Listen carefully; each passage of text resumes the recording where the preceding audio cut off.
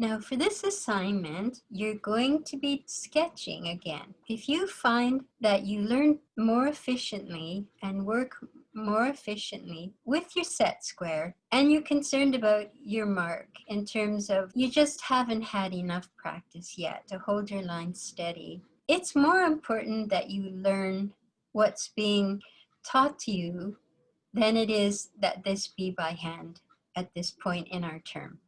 So if you need to use your set square, you want to use your set square, then go ahead and do it. Even though throughout this whole document I've told you not to, I will ignore that when I'm marking your work. And what you're going to be doing is going to take you from here all the way through next week and then through reading week. And it's not due until we come back from reading week in week 7. They don't count reading week as a week. So we roll from week 5 this week 6 next week, then there's reading week, and we come back week 7. So this isn't due for you until 10 p.m. week 7. We're talking this week about estimated scale. So that's an exciting move forward. We're going to look at how to measure our pieces, and they're going to be actual furniture this time. So that's another step forward. We are supposed to be using our freehand analytical drawing and make it look technically accurate. But again, if you're not ready for that, then use your set square. That's fine. Set square is great because you can see through it. So you can see the lines you've just made. And then when you put the other line over top or around it, you can compare. When you're doing perspective, everything should fall in line as it heads toward the vanishing point, getting more and more and more steep or less and less and less steep of an angle. Rapid visualization is an incredibly important skill. Your borders and your titles are very important in order to make your work look presentable, professional. So we're going to have some of that as well. And the art supplies you're going to need are your pen for drawing your original drawing, your ballpoint pen.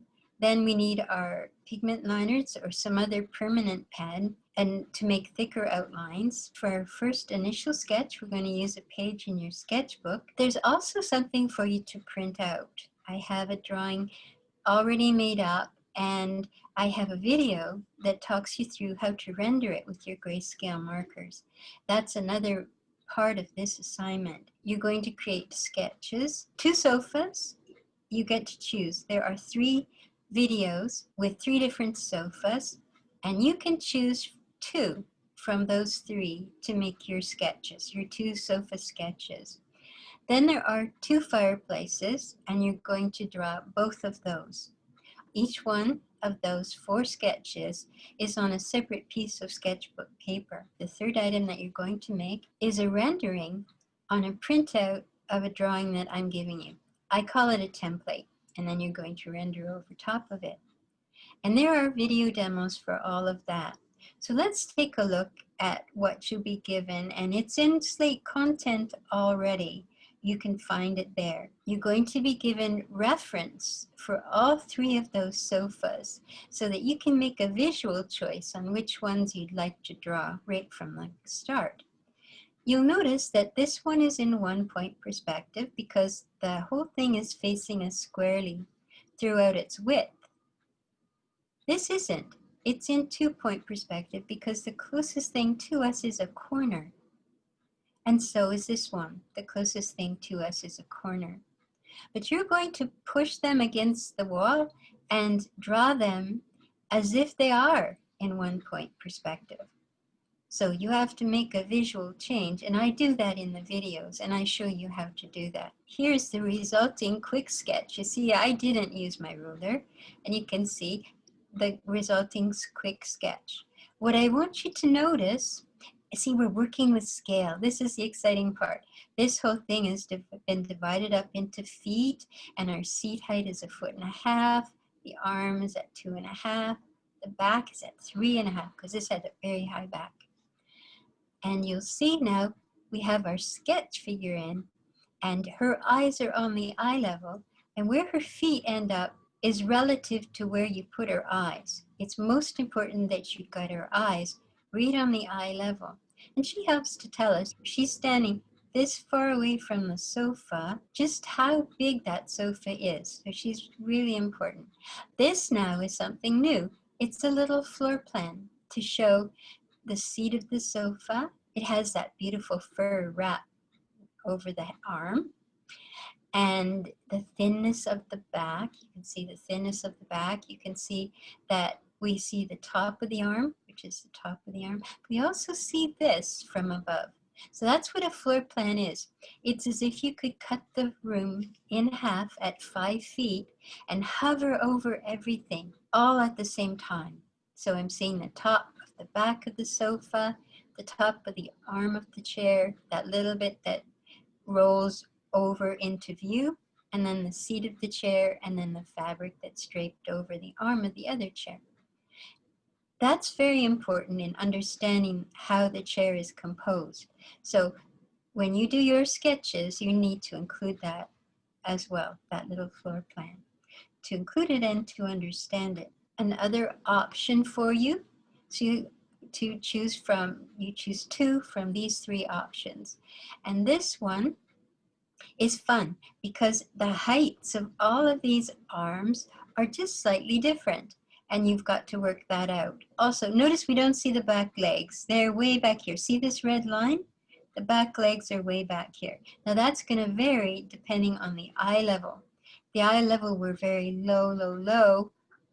Even with the seat, you would see the back legs, but we don't see it. It's covered up by the seat of the sofa. This is fun, where you measure out how far the arms roll, how far they round out past the sofa. So it's more like a love seat than a sofa, this one. And then the floor plan again is equally important, figuring out. Now floor plans don't show me that this part of the sofa is lower than this. That's what the perspective does, and that's what an elevation does. But it provides a lot of information about proportions, the relative length to the size of the arms and so on. I think this one is my favorite. It has that enchanting little hole there, and this lovely piece here, and then that cushion at the back, and a little inset. So it's like a little shelf inside here. And it's squarish. Its overall impression for me is that it's very square, but then it has these lovely rounded areas in contrast, in sharp contrast. So that one's very intriguing. And there's our lovely lady again. She's showing us just how big that sofa is, given that she's quite a distance away from it. So with her, you start with her head, and then you work out her body, and wherever her feet end up on the floor is just fine, as long as she doesn't go past the line of the wall, of course, because then she'd be inside the wall. And in the videos, I show you how to set up your page and set up your measuring line and so on. So you'll be able to see that. And then a little planter. Now you all know how to do this. Remember our entourage when we were drawing our horizontal line and then making our ellipses a little more deep at the front and a little more shallow at the back. So we've all got that. Then there are fireplaces. There's a glass fireplace, and there's a gentleman standing now with the fireplace. And you can see this has changed as well. Our eye level isn't at 5 feet now, it's at 6 feet. So the top of his head is going to be even with the 6 foot line. That's how you size him now. And then where his feet fall, they fall. And that will be fine. So if we wanted to know where he was standing right across from that other wall, you have to draw a straight line across, and that's where he's actually standing. That's how far away he is from the fireplace itself. This is quite a lovely piece, all of this glass, and you can see the flame coming up. And then the columns, I put in the columns, they were in the reference that I was looking at, so you could see how that would work out. And again, these are all a full page in your sketchbook. The wave fireplace has a lot going on here. We've put the 2 vanishing points, the right and the left vanishing point on here, but we don't really use them We just use the 1 point vanishing point this time. You put the man in, we are at 6 feet again. Remember, we're at 6 feet. Change your eye level for this one. These lines are showing you the most important part of these exercises, where we take the measurement from our measuring line and transfer it to the same place on the floor, to the item that we're drawing. So this is what 2 feet looks like against the wall. This is what 2 feet looks like when you bring it out onto the floor this far away. And that's really the major thing to get, along with the drawing of the shapes, of course, and the use of your vanishing points and so on, what we were always practicing. But it is the major thing for you to get from these 4 drawings that you're going to make, transferring the measurements from your measuring line on the wall out onto the floor where your objects are. It's like when you were a child and your mom used to mark your height on the door frame, if she ever did that. And as you grew, the mark got taller and taller. Well, that's how you were measured. This is how we measure our furniture. And last but not least is our rendering template. Here's our rendering template. And you can see that I have some hatching in here for shadows that I've already mapped for you. There's a textured carpet here. There is going to be some patterning on the drapery, but I don't do that until I render it. And I show you how to do all those things. There's a floor plan up here as well. We're continuing on with our idea about using floor plans. And in the rendering, I don't render both sides of the drapery or the floor, I think. And I'm asking you to render that as well. Even though it's not in what I've done, I'm asking you to do that, to complete it. So what I've done over here, I want you to experiment with that over there.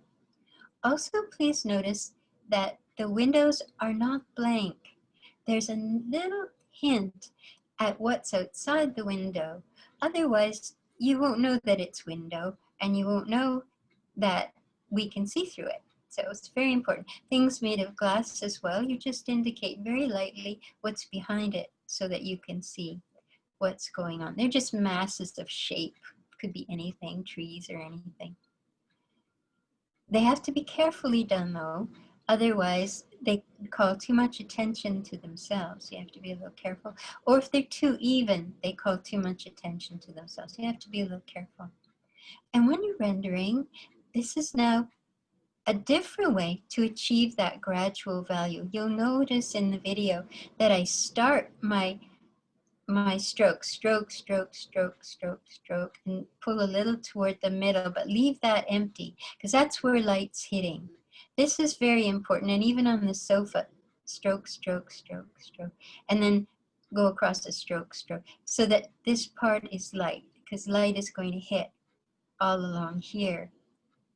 So in the video I show that, but it's very important to get the paper wet by stroking more than once with your light marker until you are able to put in a darker marker and have it blend in a bit. There are times when you don't want to see your strokes, but this is by far the most user-friendly way to use the markers. So we're going to start like that.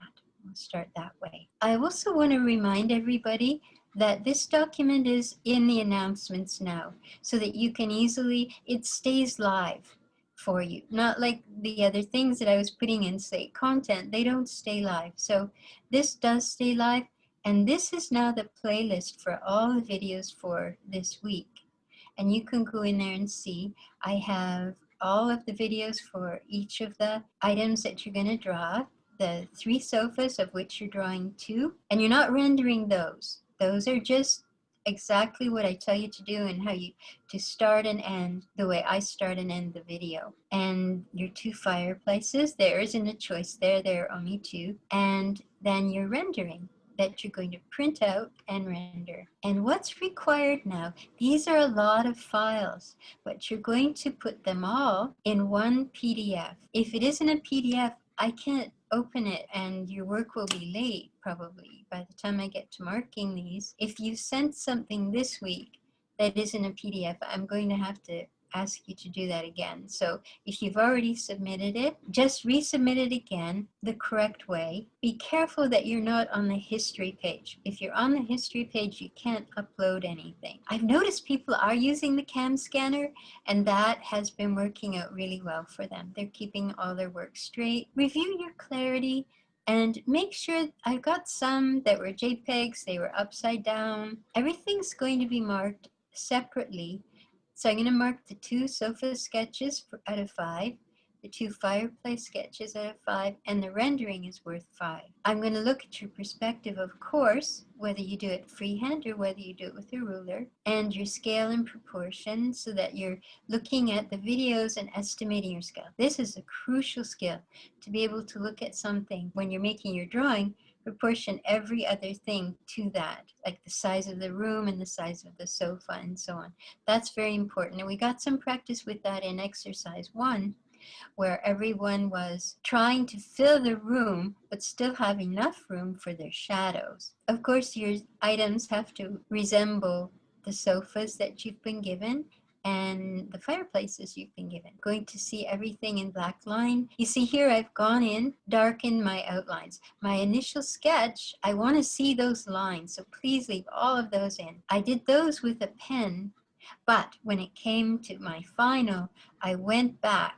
You only do one drawing. When it came to finishing, I meant to say, then you outline it with a darker marker. If you can get it thick enough and dark enough, it might be your 0.8 pigment liner. You might have to go to the Sharpie. If you don't press or you traditionally make very light lines, you may have to go to the Sharpie for that. Your template rendering. We're going to use the same grayscale markers that we used for the first assignment.